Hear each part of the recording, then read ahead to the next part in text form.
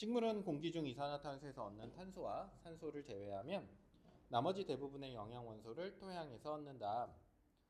토양은 식물 뿌리와 미생물이 무기 영양소를 얻기 위해 치열하게 경쟁하는 복잡한 생태계이지만 식물과 미생물이 상호 이익을 위해 공생하기도 한다.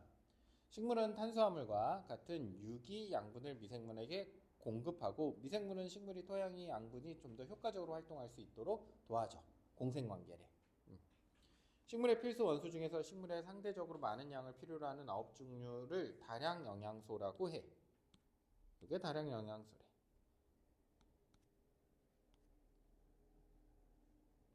필수 영양소 중에서 꼭 필요한 9개, 좀 많이 필요한 9개. 이 중 하나인 질소는 식물의 단백질, 핵산, 엽로스 등의 구성 성분으로 쓰이기 때문에 식물의 생장에 큰 영향을 미친다. 대기의 78%가 질소로 구성되어 있지만 질소 분자는 두 개의 질소 원자가 매우 안정된 삼중 결합으로 되어 있기 때문에 대부분의 생물체는 질소 기체를 직접 이용할 수는 없어. 이게 분해를 할 수가 없어, 질소 기체는. 식물이 이용할 수 있는 형태의 질소를 얻으려면 공기 중에 존재하는 질소 분자를 반응성이 높은 다른 질소 화합물인 암모니아나 질산염, 그리고 여기 다 질소 있지, N. 도로 변환하는 과정인 질소 고정이 필요해. 그래서 이 질소 고정이라는 건 이런 거야. 다른 것으로 변환하는 거야. 뭐 하기 위해서? 식물에서 질소를 활용하기 위해서. 꽉 묶여 있기 때문에 걔를 떼내 가지고 다른 걸로 활용해야 돼.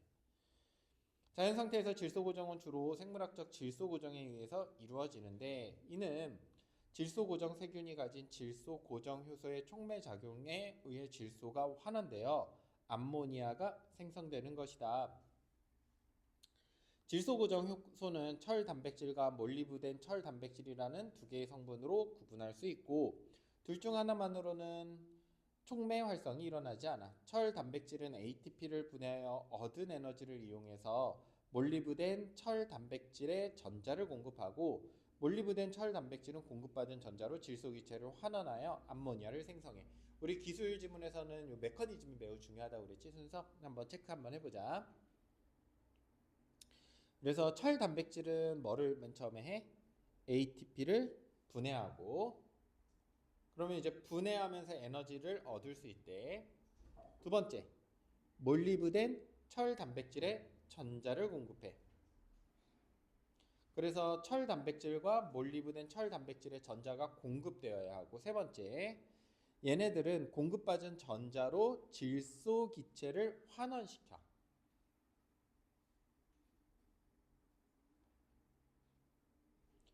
암모니아를 생성한다. 그래서 요 암모니아 괜찮니? 응.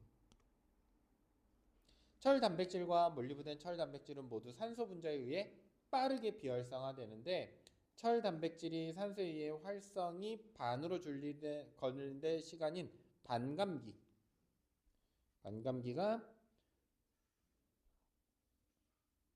요거야. 철 단백질이 산소에 의해 활성이 반으로 줄어드는데 걸리는 시간이야. 몰리브덴 철 단백질의 경우 10분이야. 30초와 10분. 이러한 비활성은 되돌릴 수 없기 때문에 되돌릴 수 없다라는 걸 한자로 우리 비가역적이라고 하지. 그렇게 나오더라도 이해할 수 있어야 돼. 비가역적이라고 나와도.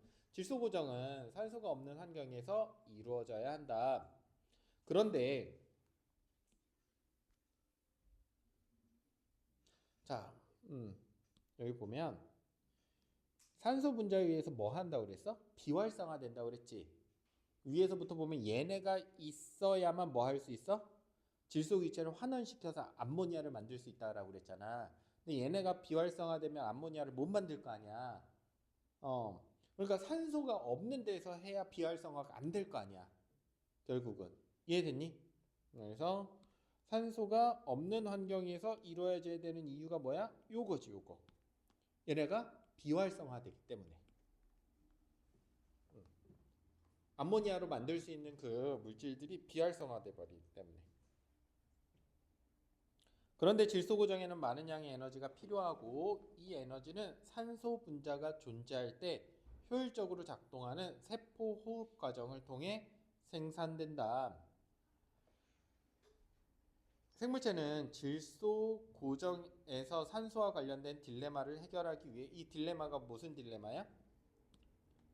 산소가 없는 환경에서 일어나야 하는데 에너지는 또 산소 분자가 있어야만 에너지가 생겨. 그러니까 에너지가 있어야 얘네들이 작용할 수 있는 힘을 줄 수 있는데 에너지는 산소가 있어야 되고, 그치? 또 산소가 있으면 이 에너지가 있어도 비활성화되기 때문에 암모니아를 만들 수가 없어. 딜레마지. 전략을 개발했는데 질소 고정 세균의 하나인 뿌리옥 세균과 콩가 식물의 공생이 대표적이다. 질소 고정 세균의 대부분은 토양에서 독립 생활을 하고 일부만이 식물과 공생 관계를 형성하는데 뿌리옥 세균은 한정된 종류의 숙주 식물로 하여금 뿌리옥을 형성하게 하여 공생해. 뿌리옥 세균은 토양 속에서 단독으로 생존할 때는 질소 고정을 하지 않고 콩과 식물의 뿌리옥 안의 세포 내에서는 박테로이드라는 형태로 존재할 때만 질소 고정을 수행해. 뿌리옥 세균은 ATP를 생산하는 데 필요한 대사연료인 탄수화물을 콩과 식물로부터 공급받고 또 질소 고정을 수행해서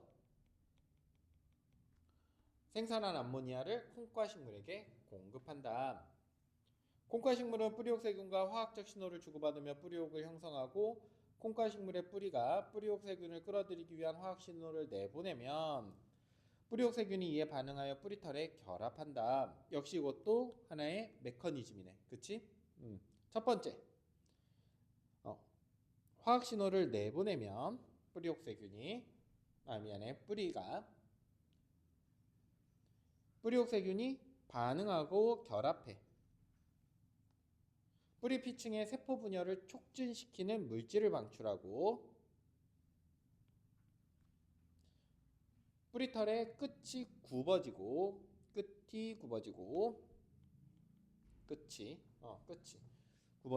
세포벽의 일부가 분해되고 세포막이 함입되면서 가느다란 관형태의 구조인 감염사가 형성돼. 감염새는 뿌리의 피층을 관통해서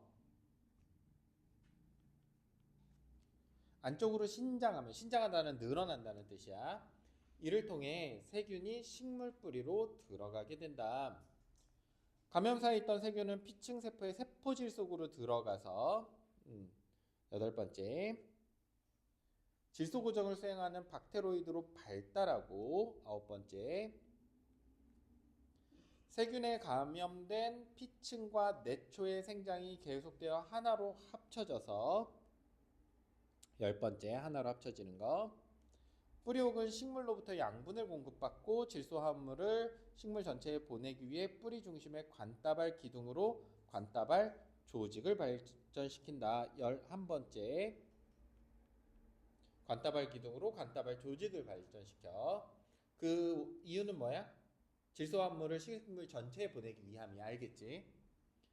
성숙한 뿌리옥은 뿌리 직경보다 몇 배 두껍게 생장하는데 목질화된 바깥층은 기체의 출입을 제한하여 질소 고정에 필요한 환경을 조성한다. 콩과 식물의 뿌리옥에서 산소 공급은 주로 레그 헤모글로빈이라 부르는 산소 결합 단백질에 의해서 조절된다. 레모 헤모글로빈은 숙주 식물에 의해 합성되어 박테로이드로 감염된 숙주 세포 안에 존재하면서 호흡 중인 세균의 세포로 산소 수송을 도와주는 기능을 해. 산소를 차단하면서 산소를 공급해야 되니까 요거는 차단의 메커니즘, 요거는 공급의 메커니즘이 되겠지. 이로 인해 박테로이드의 산소 농도는 질소 고정에 필요한 ATP 환원력을 제공하기 위한 호흡을 하기에 충분하면서도 과량의 산소로 인해 질소 고정의 효소가 비활성되지 않는 수준을 딱 유지하면서 정확히 필요한 정도만 준다고 하네. 그래서 요거는 사실 그대로를 판단해가지고 그대로 문제를 풀어내면 되는 과학기술 지문이야. 다음, 가장 적절한 거 한번 찾아보자. 구체적 사례 1-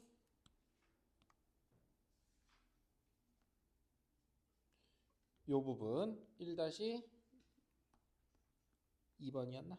2번. 그치? 딜레마와 그리고 그 딜레마를 극복한 사례 이렇게 나오고 있지. 자, 두 번째 이거를 내용에 일치하지 않는 것. 1번 뿌리옥세균은 박테로이드로 변하는 레그 헤모글로빈을 형성한다 라고 되어 있는데 여기 나와 있어. 숙주 식물에 의해서 합성된다고 되어 있어. 알겠지? 식물. 콩과 식물에 의해 합성돼. 2-1번의 근거네. 누가 합성하는 게 아니야? 세균이 합성하는 게 아니야. 알겠지? 식물 자체가 합성하는 거야, 얘는. 자, 가장 적절한 거 한번 찾아보자. 기억이 뭐였어?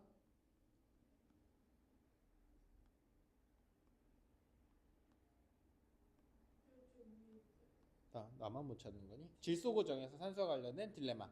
산소가 필요하면서 필요 없는 것.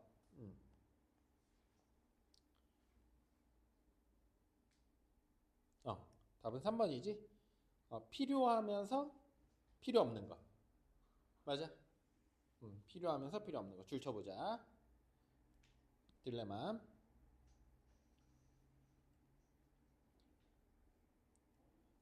산소가 없는 환경에서 이루어져야 하는데 또 이 에너지가 세포 과정을 통해 생산돼 산소 분자가 존재할 때 효율적으로 작동하는. 그래서 필요하면서 필요 없는 요 딜레마. 3-몇 번? 몇 번이니? 3번. 이렇게. 그래서 이건 되게 사실 그대로 가지고 와서 푸는 문제이기 때문에 오히려 사회문화 그쪽보다 더 쉬운 것 같아. 사실 과학은. 그러니까 없는 사실을 우리가 생각할 필요가 없어가지고. 물론 뭐 사회과학도 뭐 없는 사실을 생각할 필요는 없지만 알고 있으면 훨씬 편하고. 사회문화는 적절하지 않은 것. 답만 한번 해보자. 2번. 이거 뭐야 근데. 답만 얼른 한번 해보자.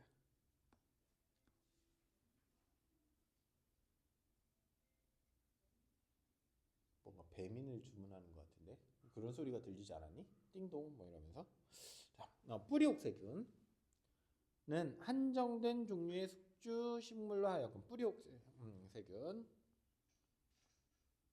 그 다음에 비교하라고 했네.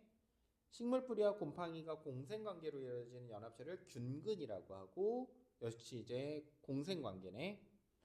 곰팡이는 식물 뿌리와 생장과 분할을 촉진하는 생장인자를 분비하여 영양소 흡수를 위한 표면적을 확대하기 위해 균사를 토양으로 뻗는다.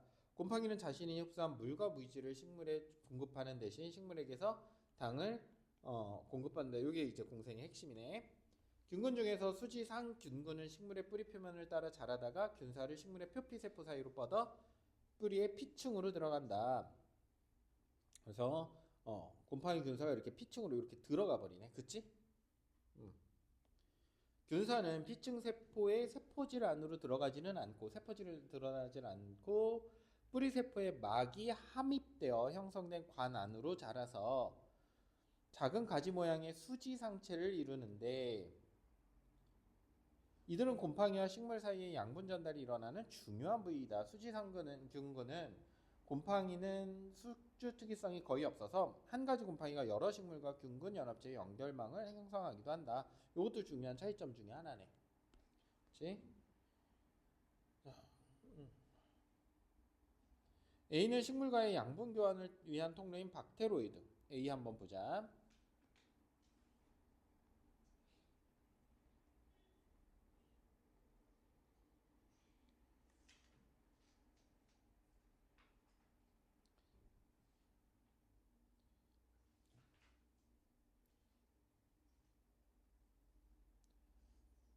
자, 여기 뿌리옥은 식물로부터 양분을 공급받고 질소 화합물을 식물 전체에 보기 위한 뿌리의 중심에 이렇게 되어 있어. 그치? 기둥이라고 되어 있어. 기둥이야. 그래서 밑에 한번 보면 이것도 간단하게 풀 수 있을 것 같아. 식물과의 양분 교환을 위한 통로는 박테로이드가 아닌 것 같은데, 그렇지? 통로 자체가 박테로이드는 아니고, 박테로이드는 뭐 하는 애야? 질소 고정을 수행하는 애를 박테로이드라고 한다고 그랬지. 양분을 이제 왔다 갔다 하는 애는 아니었어.